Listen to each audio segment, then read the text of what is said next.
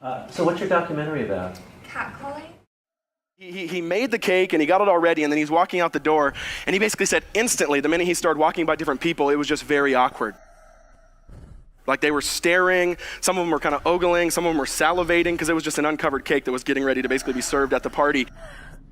And then he said the subway was the absolute worst because of the proximity of the quarters. And he just said he hated it. It was like 45 minutes, and he finally got to the party, and he basically just said, is this what it's like to be a woman? Being stared at, having a gaze on you that basically men don't have to struggle with. Do you like it when a man catcalls at you? I don't mind a cute, flirtatious catcall. Because it's flattering, right? You're like, ooh, I look cute. Yeah, I'll be saying that kind of shit, man. It's what it is. They use the TV to program us from a young age. You ever watch like a cartoon that you used to watch when you were little as an adult? That shit is wild shit. It's some wild shit. I mean, like I was with my nephew. We sitting there, we watching Pepe Le Pew, and I say to my nephew, I say, now pay attention to this guy because he's funny. I used to watch him when I was little. And then we watched Pepe Le Pew, and I'm old now. I'm looking like, good God, what kind of fucking rapist is this guy? Like, take it easy. My nephew was sitting there cracking up. See, sometimes you gotta take the pussy like Pepe. Like, oh, no. I had to turn the channel real quick. I moved on her, actually. You know, she was down in Palm Beach. I moved on her, and I failed. I'll admit it. Whoa. I did try and fuck her. She was married. Huge news, Sarah. So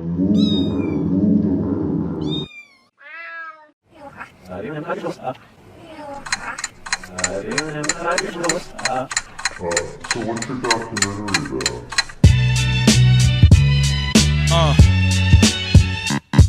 Boom. It's on catcalling. What's catcalling? I don't like your perfect crime.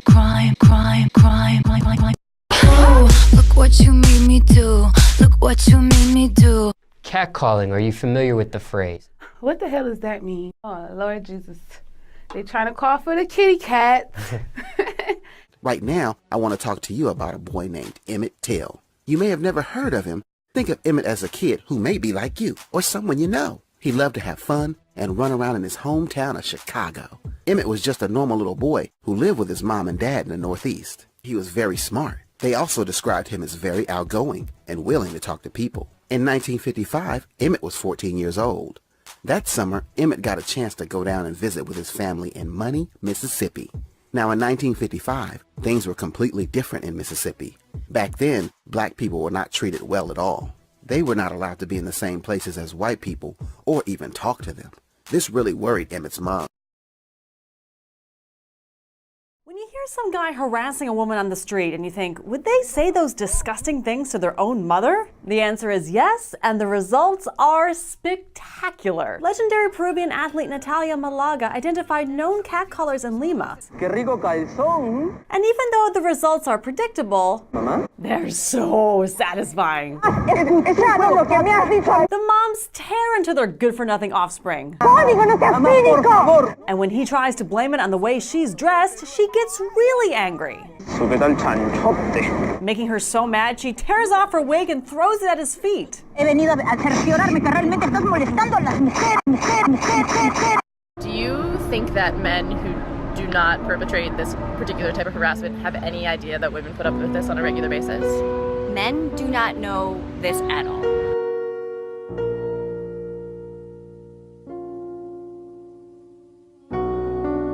I'm worried because being a woman in public is always really scary. We might get punched in the face today. That's what I'm concerned about. I'm concerned about getting stabbed. I'm very concerned about SJ getting stabbed, so I'm gonna stay close and hope for the best. Nice ass. I want to fuck you. I love that cock. Baby. I want to destroy your dick. That's a fine man. I love your dick. I love that dick. Baby, you light up my world like nobody.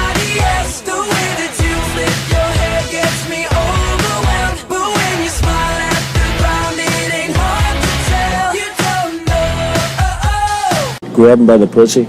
Grab him by the pussy. Grab him by the pussy. And when you're a star, they let you do it. You can do anything. Whatever you want. Hello, young lover, whoever you are. Boom, boom, boom. Sweetheart. How you doing? Huh? May I call you darling? You may call me streetcar because of my desire for...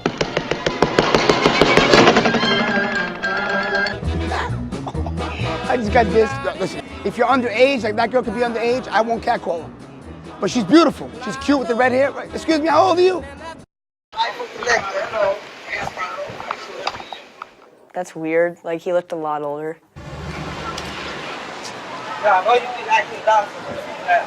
So basically, our pastor is picking up on Mom. It's weird. Catcalling to me is It's dangerous. someone usually of the opposite sex, rude or Just like guys screaming random things at girls that like don't actually even make sense a lot of the times. It's just to get their attention. And you feel it and you know it. Like when someone's staring at you and you're aware that they're about to shout something at you about your looks or your body parts. Like I've actually struggled with being able to project myself in an attractive way because it's overwhelming the attention that I get. Being a smiling, beautiful woman, that feels like it's an invitation for people to speak to me or talk to me or even just say hello, but I also feel a little intimidated by that attention and that attraction just from me smiling and also looking really, really good. I think those are related things, you know, objectifying women and is I would say the attitude underlying catcalling. It's patriarchy and to some degree misogyny, like where patriarchy is a male dominated structure, the misogyny is a hatred of women. Now most catcallers are saying, no, I don't hate women, I love women. But the hatred part is this idea that a woman doesn't deserve autonomy and choice to just be left alone and unmolested. what makes them think that they have right to do that? I like looking beautiful. I like wearing nice outfits and putting on makeup, but it's not for attention. Attention.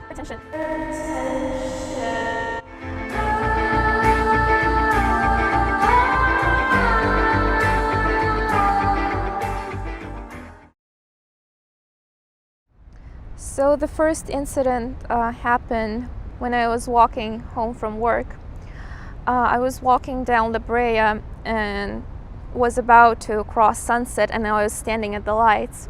And I didn't remember what I was upset about, because when you have depression, you're either upset in general or like every little thing can upset you tremendously. And I was feeling very unhappy. I missed home a lot. I missed my mom. And out of nowhere, this white car shows up. It was so loud, I got so scared, and it was like the driver's pressing on the horn and the guys in the car were like yelling at me. And I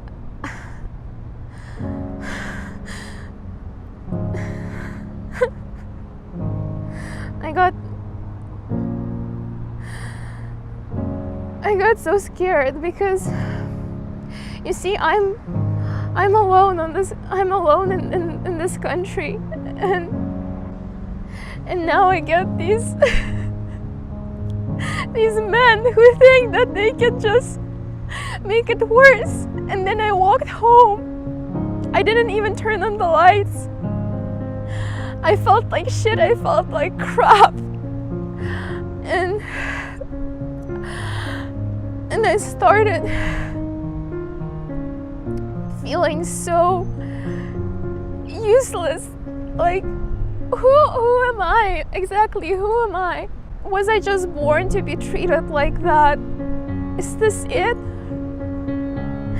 And I found the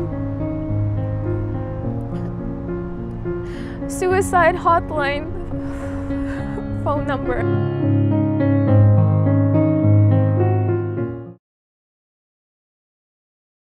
Complex News, I'm Pierce Simpson.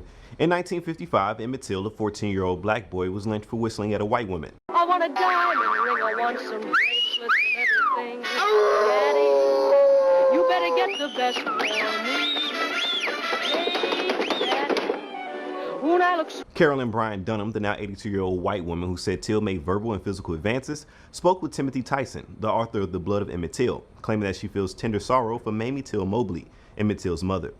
For those who were unaware, Emmett Till was abducted at gunpoint from a relative's home in Mississippi in August of 1955. Two white men, Roy Bryan and J.W. Milam, were acquitted of murder before an all-white jury, but then gave a public confession months later. Mamie Till Mobley's request to have Emmett's funeral be an open casket so people could see what was done to Emmett Till is what helped spark the civil rights movement.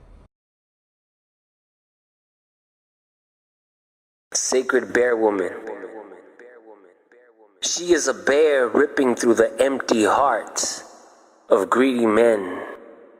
She gives her skin to no one, especially men who feel they are entitled to the beauty of her warmth.